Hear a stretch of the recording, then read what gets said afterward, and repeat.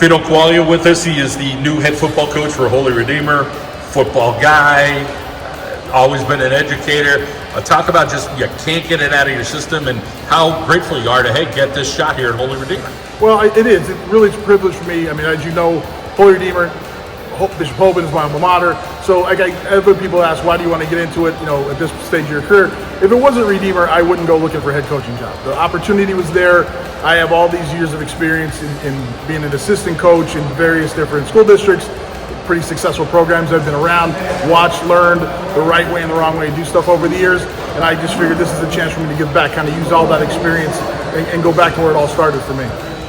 Athletic family, the Quaglias, brother up at Delaware Valley, and your other brother and kids involved in athletics. Obviously, talk about the importance of what it was like being a student athlete, and kind of being able to put your time where it needed to be. Athletics, academics, family. Well, I think those of us who have gone through, like yourself, education and sports, right? You saw the connection between competitive people on the sports arena, on the sports field, usually become competitive professionals, right? And if you can juggle the time management and the work ethic, you're pretty successful as a family person as well. So growing up in an athletic household as a youngster and seeing priorities that we had, and then a couple of us went into education. We were coaches and teachers as well, kind of continuing that legacy.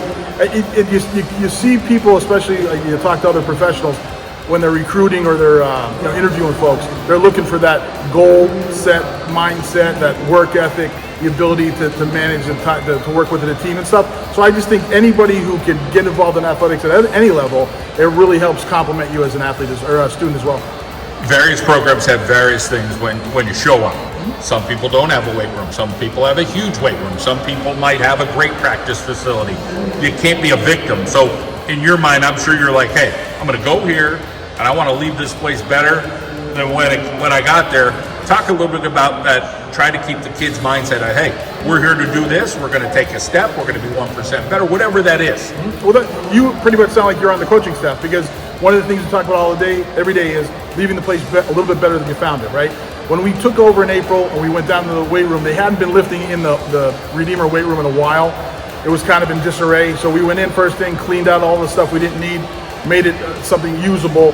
And then slowly, in April, maybe we had 10, 12 guys in there. Once spring sports were over, then we rolled over. And throughout the spring and summer, we were getting 20 to 25 guys every day at strength and speed workouts.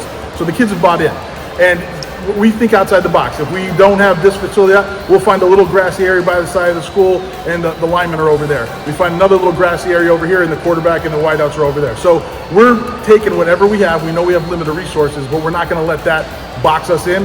We're going to do the best we can with what we have. Joe Giorgio at Holy Cross seems like, hey, he's been there a few years, trying to establish his program. And of course, that's the Catholic school kind of up in the Lackawanna League. And, you guys are the Catholic school down here in Luzerne County. Talk a little bit about, just seeing what they're doing, maybe talking to him, or you want to do your own thing. Obviously, you know what it's like at Riverside and Harry Armstrong and what he's done. But obviously, you got to establish your own culture. Well, I think the one thing the Catholic schools do have usually is a strong basketball program, right?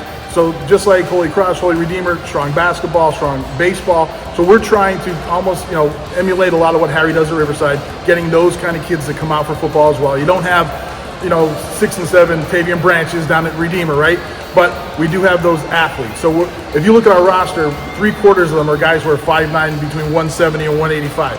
So we got to find ways to make that work for us, whether it's being multiple on defense and trying to get the ball to athletes out, in space on offense. But just using, again, what you have, whether it's resources or the kind of kids you have walking the halls, you can't be a coach who says, this is my system, and force it on the kids. You look at your kids, assess what you have, and make your system fit your guys. Coach, good to catch up with you. Glad you're leading the ship there at Holy Redeemer. All the best. Thank you so much. Appreciate it.